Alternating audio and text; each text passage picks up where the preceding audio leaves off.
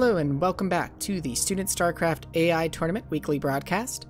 This is Nightcat and I'll be your host for this week. I wanted to do a quick introduction here to mention that the COG tournament is coming up, and what I'm showing on screen is from the COG webpage, which will be linked in the description below. Every year they run a StarCraft AI competition and a lot more, so I highly recommend you check them out. We've been informed that this year for the StarCraft tournament, first, second, and third place will get cash rewards. So if rating an AI is something that you've been thinking about, now might be the time to start looking into it. We've got some exciting games lined up for today, so let's go ahead and get started. Our first game today, we have Mad Mix R, which is the random version of Mad Mix. In this case spawning as Protoss, the brown color on Moonglaive here down at the bottom left. And we have Purple Wave spawning as the red Protoss up at the top of the map. So Moonglaive is a map where you've got high ground, main, low ground, natural, with your ramp. In this case, this spawn position getting the inverted ramp here. But what is one of the interesting features, now I'm curious actually what these, so there's two probes here, kind of cutting into my talking about the map here. So I'm interested to see what Mad Mix R is going to do. Looks like we are getting a forge, so it looks like we're going to go for some type of cannon shenanigans here. But one of the interesting things about Moonglaive is the fact that your natural kind of actually has two chokes here. So there's this smaller choke off to the side. We look at Mad Mix's choke or natural here, it's off to the bottom right here, and then you also have this larger choke here, so it's not so easy necessarily to fast expand on this map, at least in certain very vulnerable fast expand fashions, because you're very open to run bys, as there's kind of two ways to defend. You can't exactly wall off. So the cannon production has started here for Mad Mix R. Purple Wave has seen the forge. There was a scout in there earlier. I don't know for sure if Purple Wave has seen the cannons or not yet. We do have our goon range being upgraded, so we'll probably, and we do have goons started. Now we have our second gateway coming underway here, and our third gateway. So we'll see if this is a 3 or 4 gate play here pretty soon. Cannons are coming down. Now what would be interesting to see is if Purple Wave sees this. Now the cannons are, well, that's a pylon there. But I was going to say the cannons are going to start encroaching to where Purple Wave can't just circumvent these. At the moment, Purple Wave could just walk around the cannons. And now that Purple Wave wants to expand and take this natural, Purple Wave is going to run out here. Oh, that actually was a cannon. I thought that was a pylon. Pardon me. But now that pylon is going to fall, and Purple Wave got this cannon pretty low health and then just backed off instead of continuing to attack. I suspect because of these other morphing cannons here. And really, yeah, like it could be getting a lot of shots while the cannons are still under construction. So it makes me wonder if the logic in Purple Wave is not considering the fact that that cannon was under construction.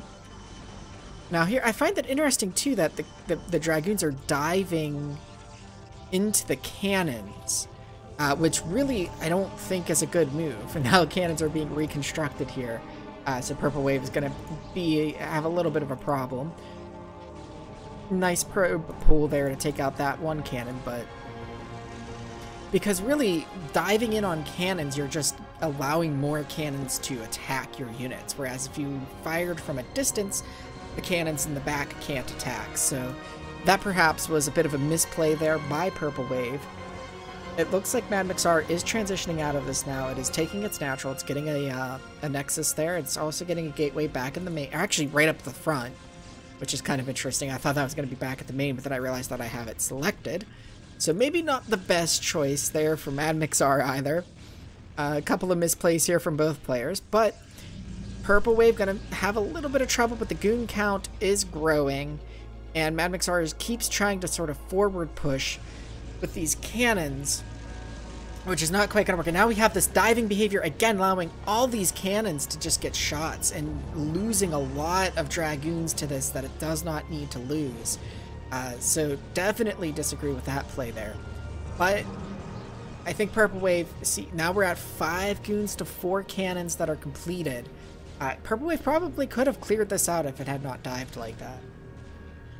Now we are getting our robotics facility, so I'm guessing that we're going to see either observers or reavers come out soon. Reavers would help bust the cannons, but we're seeing the observatory come down for Purple Wave, so looks like we won't see reavers for some time. Purple Wave is definitely struggling to break out of this. Interesting, too, to note that the robotics facility was built at the natural, which would help. Oh, okay, we do have the robotics support bay completed, though, now, so once we get a observer or two, I think we'll probably see. And these should be enough. The goons diving in again. And now we've got zealots to support. So Mad Mix R is going to be able to keep this up for quite some time. Mad Mix R's probe production seems to have stopped, though, at 30 workers, which is probably enough to support this, and it's getting more cannons to complete, so really challenging Purple Wave here. And unfortunately, due to the robotics facility's placement, the Reavers are going to pop out in range of the cannons, but able to back off. Just lost the shield and a little bit of health, so that's going to help dramatically with trying to clear this out. But now, oh wow, really the Zealots running out of the support of the cannons, which they weren't really willing to do before, but really doing that to target down that Reaver. And now the shuttle pops up, but there's no Reaver for it to pick out. I would have loved to see the Zealots continue to pressure this robotics facility to try and prevent any other Reavers from coming down. But it looks like we're just kind of still trying to push forward with the cannons. Purple Wave doing a good job of at least keeping the cannon line at bay. But really just struggling to push this cannon front back. And now, yeah, diving in again with the probes, or sorry, not with the probes, but with the Dragoons, losing all but 2. We do have another Reaver out, though, which can outrange the cannons, and this time it has shuttle support, so it will be protected from the Zealots as long as it's picked up in time before they can attack. But now we do have Dragoons starting to come out for Mad Mix R. I just want to take a quick peek in Mad Mix R's base. He also has a robotics facility, getting a Stargate as well. I'm wondering if we're going to either see maybe scouts to try and take out the shuttles, or Corsairs. Corsairs would also be a good choice in this case. Unfortunately, some of the tech is getting placed out here, which is maybe not the best move. It's taking up space where cannons could be. Also making the tech very vulnerable. If Purple Wave were to break out of this, you're going to lose some tech, whereas before, you know, you wouldn't lose the tech, you would just lose these pylons and cannons. You would lose the Stargate, or the Gateway, which is fine. If you haven't built a second one back home, you can just build one quick, but at this point, Mad Mix R is kind of making the transition out of this phase of the game a little bit difficult on itself. Purple Wave finally breaking out now with the 2 Reavers, able to outrange the cannons. The Zealots not quite willing to engage, being forced back to the middle of the map. Yeah, the Reavers really doing some work here. Looking at the army composition right now, Mad Mix R does not have a whole lot, really. Only 6 Zealots right now and 1 Dragoon. Doesn't look like the Stargate is producing anything. And now we're throwing down cannons at home to sort of protect ourselves. So, decent move there to invest some of your minerals into that, especially since that was your main play and you really don't have any kind of army. Now Purple Wave finally breaking out of that contain, going ahead and double expanding here to the 2 bases. Really wanting those minerals and really needing them with the main mind out here. And now the push is on into the front, so unfortunately, that shuttle really making itself vulnerable. If those cannons wanted to, they could easily have sniped the shuttles, but unfortunately, they were just kind of focusing on the rest of the units. But Mad Mix R was able to push this back, and now we do have a scout out, which is going to go ahead and target these shuttles, which are, for some reason, staying without any sort of support. So Purple Wave probably going to lose the Reavers here. Dropping up, and yep, one shuttle goes down with a Reaver in it. This shuttle kind of dancing away and limps back to safety. Purple Wave here continuing to try and sort of push with very small numbers, but at the same time, Mad Mix R has very small numbers as well, just 10 Zealots and 1 Scout. The Zealots from Mad Mix R actually finding this base. Gonna go ahead and take it out. Purple Wave really strapped for minerals here. Almost leading Mad Mix R to this other base. Might be able to sneakily get away with it though, if Mad Mix R doesn't find it. And that's on Purple Wave too, but because he left this base completely undefended, and was mainly just relying on the fact that, you know, his push was up in the natural of Mad Mix R, and Mad Mix R couldn't do anything, which is one of the reasons why you tend to expand when you push, if you're not putting all of your resources into the push. Now, Purple Wave, the macro kicking in, coming back with a stronger force again. But I'm worried about these Dragoons and what they might do with these cannons if they're going to dive in. It looks like they're trying to dive in again, making all of the cannons attack them. Unfortunately, taking heavy losses there due to that and being forced to pull back. Mad Mix, or it looks like Purple Wave is trying to take this base back, trying to clear out the Zealot there that was causing some problems. But, oh, the second base got found by Mad Mix R. Purple Wave not able to, Purple Wave did find this base though, trying to cause some problems. Some of the probes are running away, but this base pretty close, pretty easy for Mad Mix R to repel this attack. Purple Wave though is trying to move, so this base is a bit of a better target for Purple Wave. The main is mined out, the natural almost mined out for Mad Mix R. The defenses are not as strong, there's not as many cannons here. Mad Mix R also taking the expansion over here, so really both players on 4 bases, 2 mining bases. Mad Mix R also taking a base over here, closer to Purple Wave. Purple Wave looks like he is wanting to take this base now to seize the Nexus and wisely backs off. Mad Mix R's Zealots causing a lot of problems here for Purple Wave still. And really, it just takes a few Zealots here. Mad Mix R also taking this base, so Mad Mix R kind of taking a mass expand approach here. Really, the army sizes of both of these players are kind of allowing it. While Mad Mix R's army is small, so is Purple Wave's, and the armies cannot be in all of these places at once. Purple Wave, though, not attacking. Perhaps waiting for that to finish so that way it can't be canceled. Wasting the minerals. Pretty smart move there by Purple Wave if that was indeed the intent behind just standing there. Purple Wave being forced to take this expansion over here.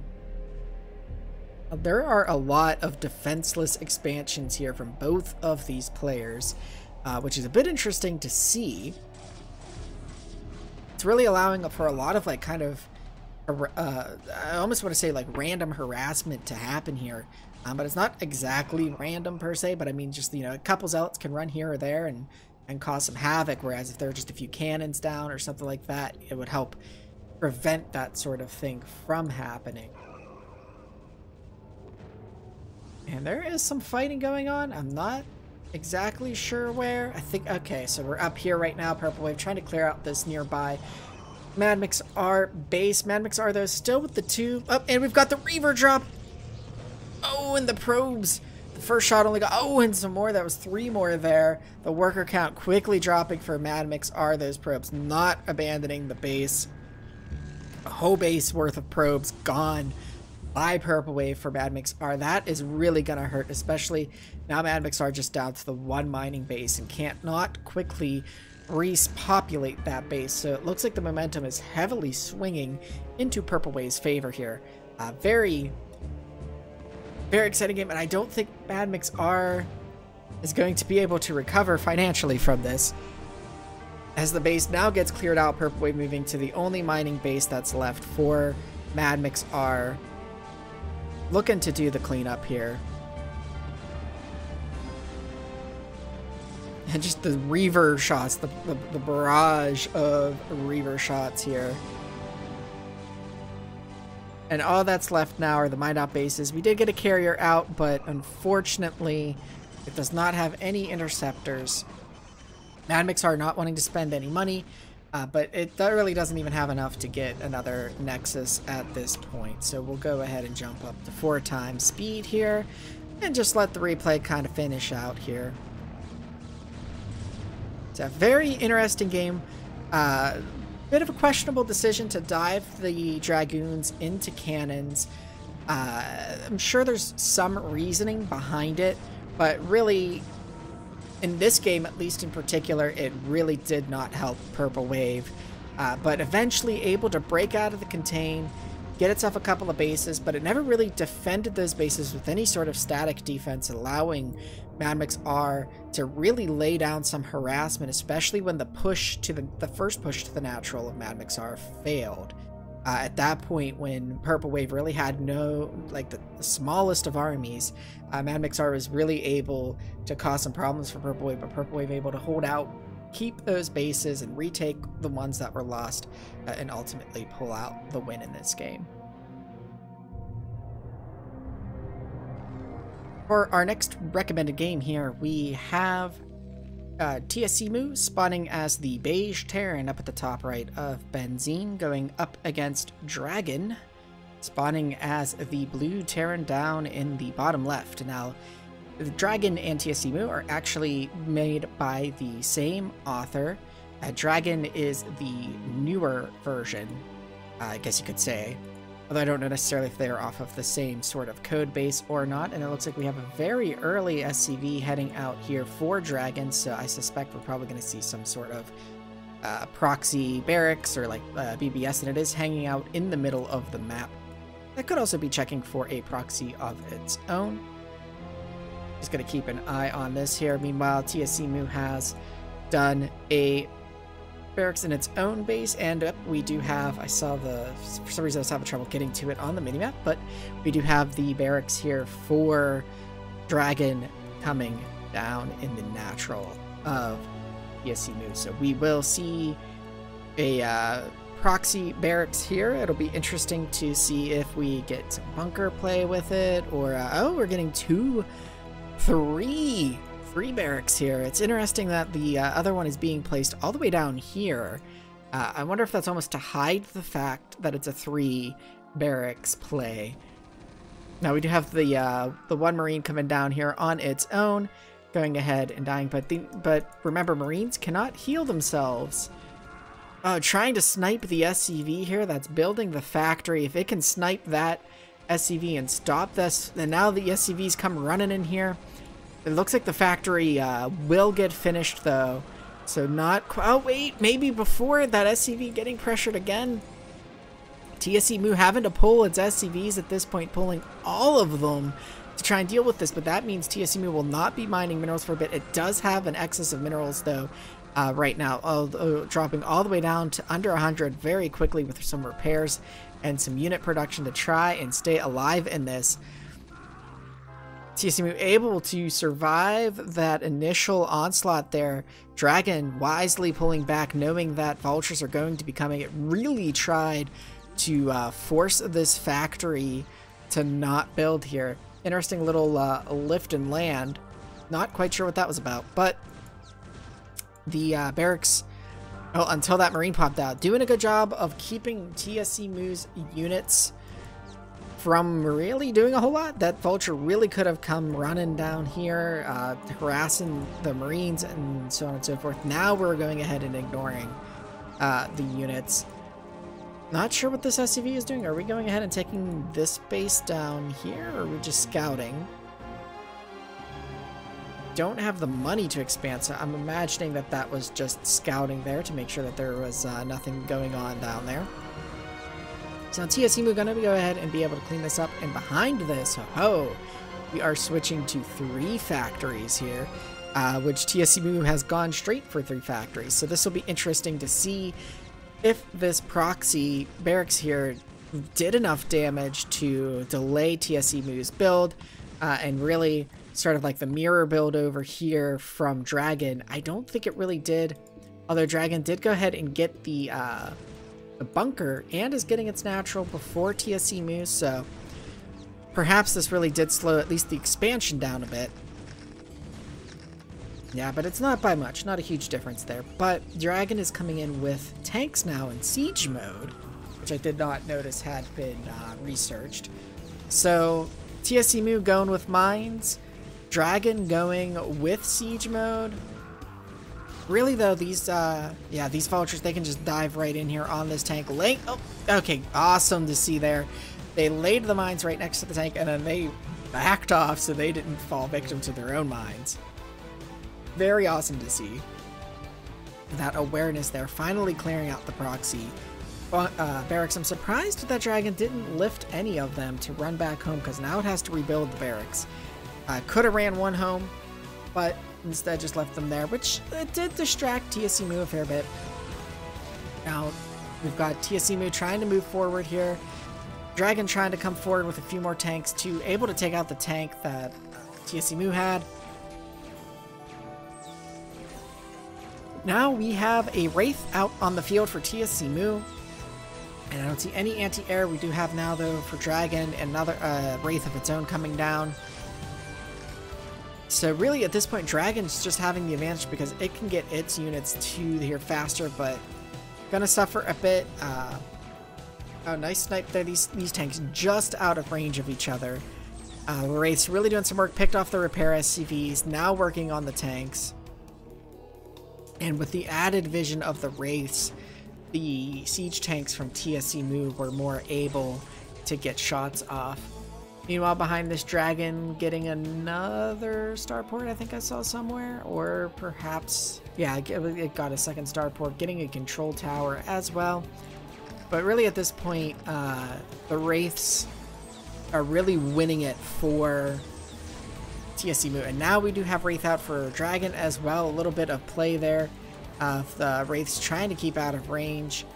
TSC chasing off one of the Wraiths there, but I don't think there's enough out yet for Dragon to push this back, and for Dragon to push this back really fully, and Dragon trying to find different points to set up, trying to set up on this like high ground here.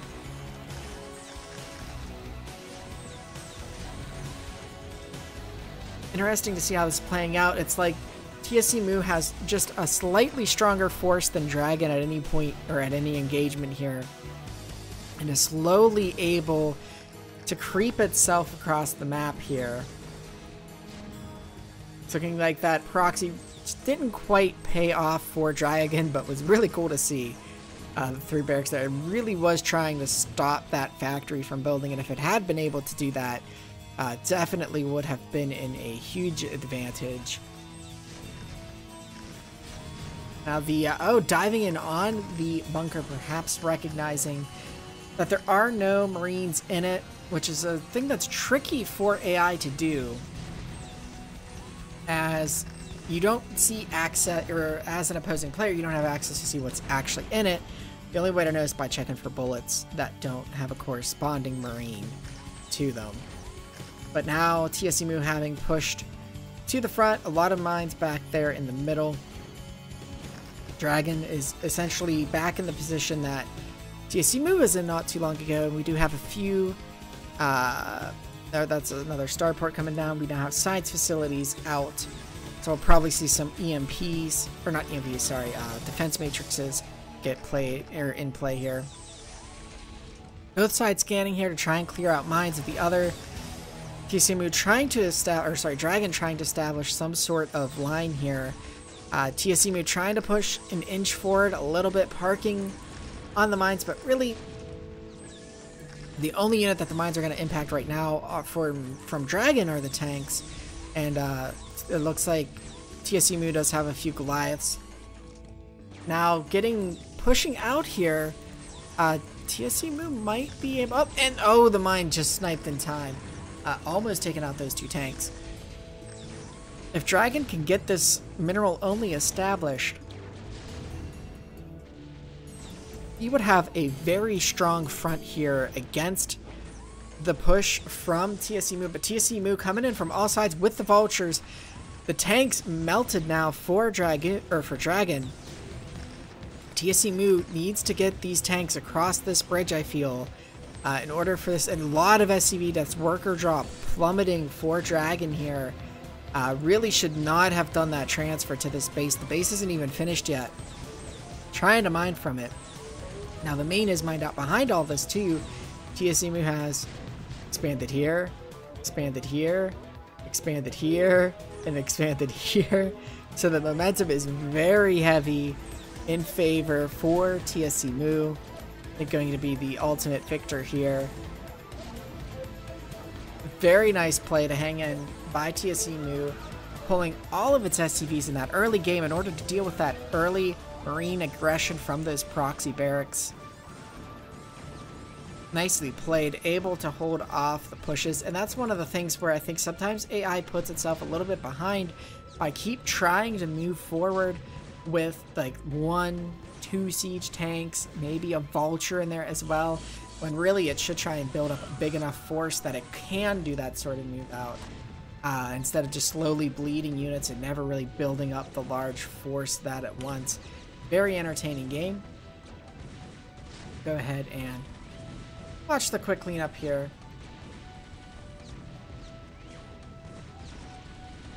So let's hop into our third game of the day.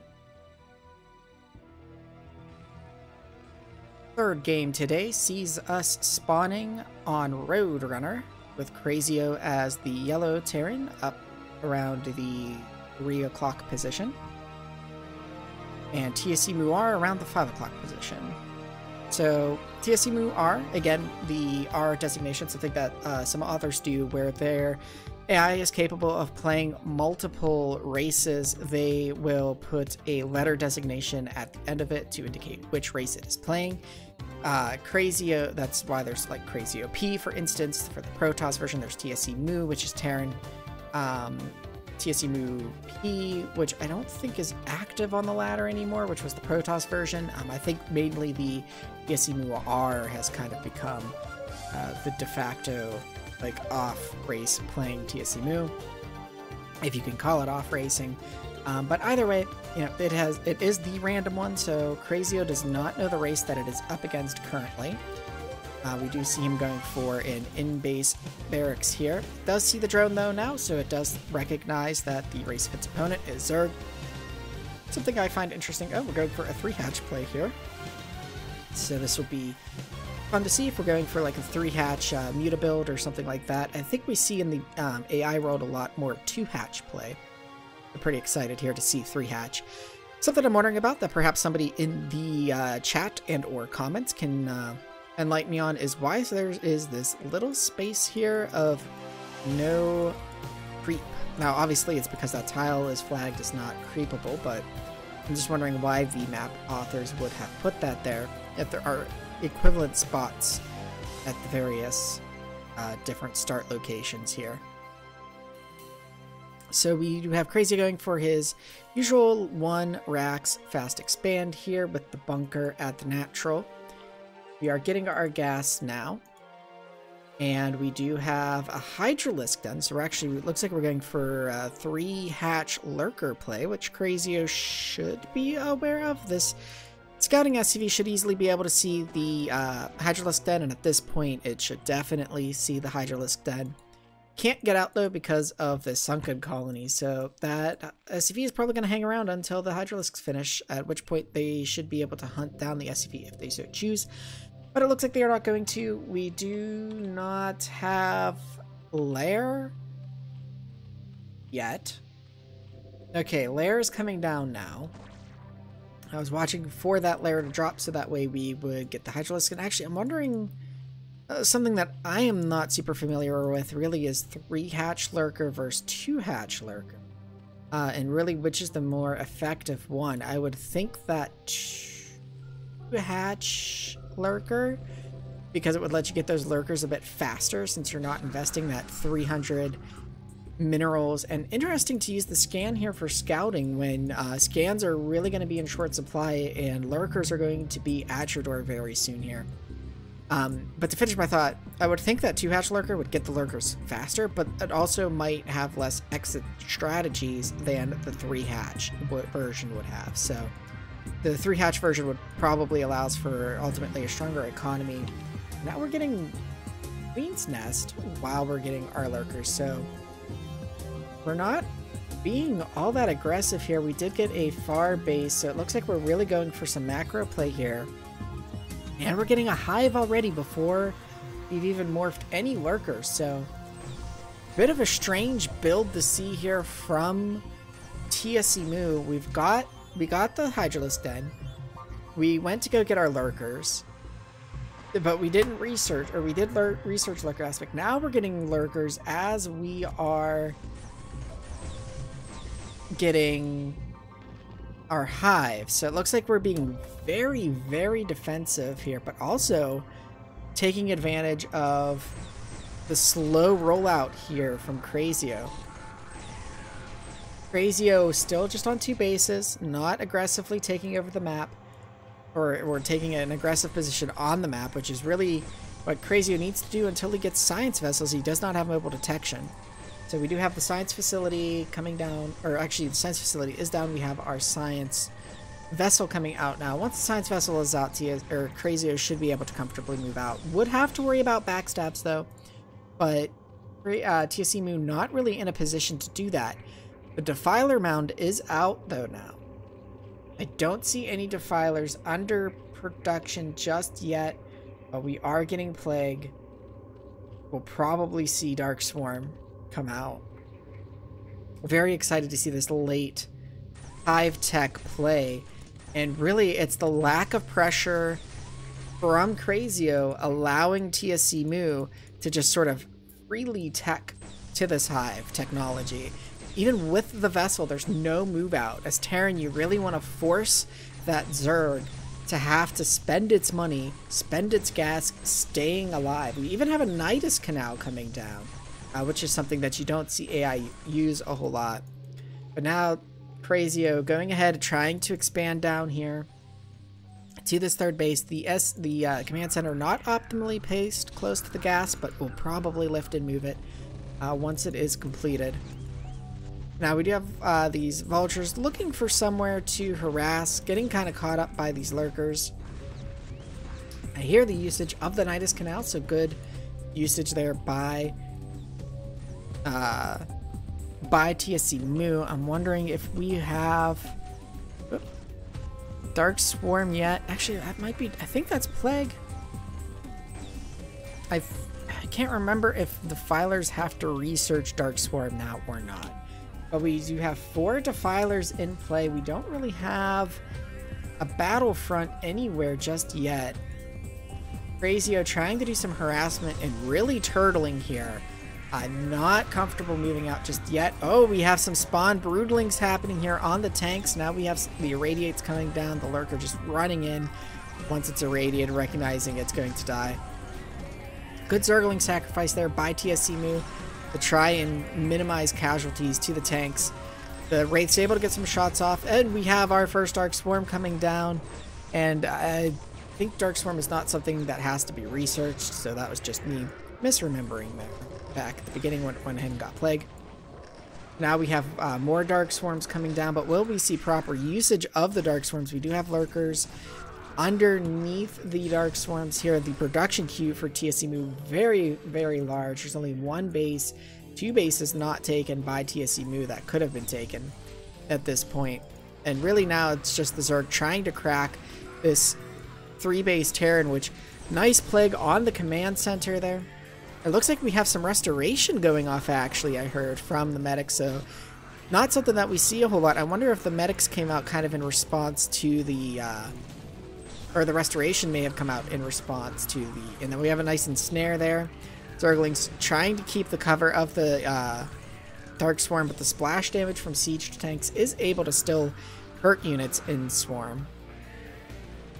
But really, as long as we kind of have these 2 fronts here to watch, trying to push across this bridge here and TSCMU trying to push into this base here, it's hard to pick and choose which one to watch. So much Dark Swarm going down. Not quite perfect placement of lurkers. That one could be under the Dark Swarm, but Terran's sort of pushing forward. This front, though, is a bit stronger for the Zerg, I think. I would love to see some of these swarms actually get dropped on top of these here, and then the units just run in. So, yeah, like, see how those lurkers just ran in there unprotected? If there was a Dark Swarm there, they could have done so much more damage, because the Marines wouldn't have been able to impact them. So, The Dark Swarm is something that you really don't see a whole lot from AI because a lot of games are decided early on, and by the time you're getting to late tech, the game's probably already decided in the bot world. But that being said, like, it's great to see the run-up that, you know, there's kind of like a path being created by the Dark Swarms here, but it would also be great to see the Dark Swarms on top of the Terran units, pushing them back and giving more space to the Zerg. It's something you kind of want to do is give your units a safe path through the swarms to the opponent's units and on top of them, so that way if you're able to get there, the only thing that can hurt you is splash, and that splash is also going to hurt your opponent's units if it's from tanks. There are some mines causing a little bit of a problem, but not so much. The Zerg, though, on this front, really getting into here. But see, now the Dark Swarm come down a little late. Would have liked to see a Dark Swarm there sooner during that initial push, but now being forced back. So the coordination of that surge forward and the Dark Swarms maybe not quite what we would like to see, especially when you're pushing on this uphill ramp here. This Lurker just doesn't have the vision. Once the swarm drops, that Lurker just falls. But it did not have the vision to be able to attack. Now, I haven't seen any other really hive, like a lot of Nidalus canals here. And really, it's great usage here of the Nidus canals. You've got a Nidus canal at each of these bases, and really, TCMU is able to just funnel all of its troops from those outside bases along this edge here to this natural, and then just sort of reinforce the fronts that it wants to. And we have another push attempt here by TSCMU. Lurker's not quite getting within range to deal damage to these tanks, though. And now we have another surge here. Will we see swarms in time? Can the swarm get down? And there is one, not quite on the units. It needs another swarm. Get it down. There's another one, but it's a bit, there's like this gap here, this awkward gap that's gonna be where the units can die. Unfortunately, if these swarms had been connected, that would have been real big trouble for Crazio. And this is the power of Turtle Terran as well, just able to hold this back. But really, oh, and that's a beautiful, beautiful swarm there. And if you notice, all the Terran units that were there just fall, but the Terran advancing into the swarm, which is a little bit surprising. Not something you typically want to do against melee units. And the search, 6,000 minerals for TSCMU.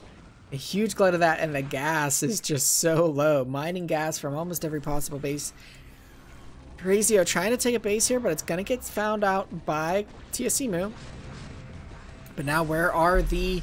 We don't have the defilers that we had before. The defiler getting up and the plague missing there. Crazio finding space to move out. We've got a little bit of a Goliath drop here.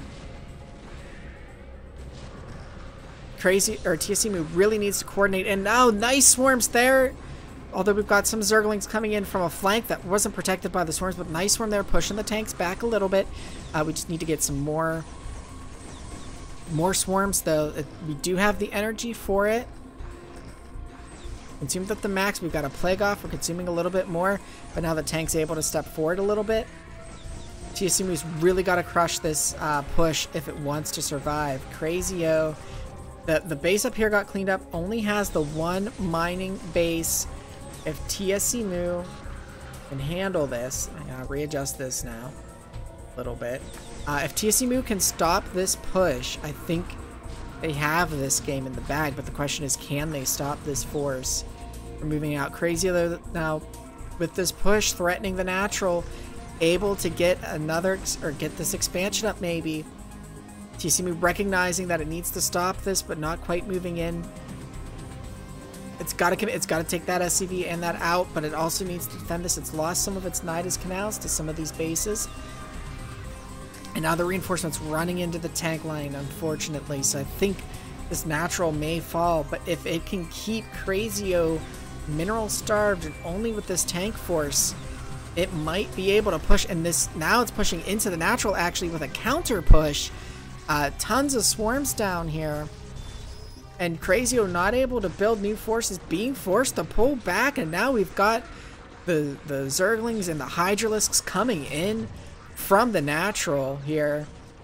This is not a good situation for Crazio to be in, being forced to pull back here. It can't afford to lose any units. It only has 13 minerals. Still a good worker count though, so it could, if it can get the space, long distance mine. But I think that TSEMU was just able to hold on and push back what it needed to. Excellent game, excellent use of late game tech here by TSEMU. A little bit of a strange opening, which I think took advantage of the passivity of Crazio. Like I said, usually as Terran, you want to be doing some sort of threatening on the map moves to stop Zerg from teching. And I think actually Crazio's play probably works out more in the bot scene because you don't see this late game tech so much from Zerg, and you don't see it used as effectively as TSEMU here has done. As I said, there are improvements that could be made, but it's not an easy thing to do, and what TSEMU has done is great. Don't get me wrong. But because you don't see it so often, and Zergs aren't going for it all that much, you can get away with being more passive until you just build up a big force that can take lair tech out. Whereas in this particular game, because TSEMU knew Crazio, or maybe it doesn't know Crazio is going to do that, but it takes advantage of the passivity of Crazio's build here to be able to reach that tech very quickly and unthreatened, knowing it's not unthreatened or going to go uncontested in that regard, and able to take advantage of it. So great game from both of these AI. Let's go ahead and get into our last game for today. For our final game today, we find ourselves on Medusa, which is a map that we don't see very often on here. We've got Krona spawning as the purple Zerg up at the top right of the map, or kind of like the 3 o'clock position, and the 2-3. And we've got Willie T spawning as the blue Terran up around the 10-11 o'clock. So Medusa is a pretty cool map, and since we haven't seen it, I'll talk about it a little bit here. Each of the mains has this this ramp near the minerals, as we can see there and here, that lead to a mineral only expansion that only has 5 minerals for it. The only accesses to that mineral only are the ramp in the main, as well as this little ramp here, which is blocked off by, I believe these are stacked Protoss Temple buildings and stacked minerals that would have to be mined out. And I think the minerals are maybe 0 mineral patches, or maybe they actually have some. I'm not entirely familiar enough with this map to know for sure. The other entrance to your base is a smaller choke point here and here, where this bunker has been built. And that leads to your natural, which then has the larger choke here. So, a bit different than the maps that we typically watch. Usually this type of stuff doesn't really come into play in the AI world. But it is something that, for instance, if the Terran were to sort of get a contain on the Zerg, they could start to work to break that down, to have another avenue of attacking. Now we do have the Zerglings out here. Krona going ahead and going up to, looks like 3 hatcheries in base. Yep, 3 hatcheries in its main base. There we go. So we do have the bunker though. This is enough Zerglings though that could potentially do a run by, but we have a large number of Marines here, and they are attempting to do the run by. Sort of split up though. If more of them had committed to the bunker, they might have been able to break it. But because the force kind of got split up there, or not kind of, it did get split up there, wasn't able to take it down. Interesting that this damaged Marine is not up in the bunker, but we do have a medic out now, which is going to be able to heal. So Krona is a bit of a mass Zergling bot here, massing up its Zergling, getting a bit of an arc here. We are seeing Firebats come out for Willie T though, which will counter these Zerglings pretty well. We do have the fight here. We can get it more centered. Here we go. Trying to overwhelm. The SCV is doing some repair though, but really just not quite enough in the repair, keeping the bunker alive. Now Willie T trying to move out and take advantage of having just cut the numbers of these Zerglings down, but we're seeing something which can happen. It happens in human play, and it happens in AI play, where we see this just line of units moving through here. So they're not going to get the best shots off when it's time. These fire bats are trying to put in some work, got some decent kills in there, but the force for Willie T not strong enough to keep this push, being forced to retreat. There are a couple of fire bats sitting back in the background though, ready to do some more work here and putting in the work there. Tons of Zergling losses. One fire bat goes down though. He will forever be the Guy Montag of, or Montag of fire bats there, I guess, giving up his life to take on the Zerg menace. Now Corona continuing to pump out the Zerglings. Looks like we're continuing on one base versus one base. Makes me think back to the days before I really watched the pro scene where one base play was what you saw. Now we have another dive by the Zerglings here, but the fire bat's able to clean up easily. There might even, okay, there was not a fire bat in the bunker. I was thinking there might have been. So now Corona going ahead and taking its natural, so it will be moving up to 2 bases at this point. But now we do have tanks in play, and it looks like we're probably getting siege mode. Yep, we are. So Willie T gonna have siege here, which that's actually a really nice placement because it can, maybe not quite so nice. Maybe here would be nicer because you'd get some nice shots over on this section of the choke. But Willie T also moving to expand.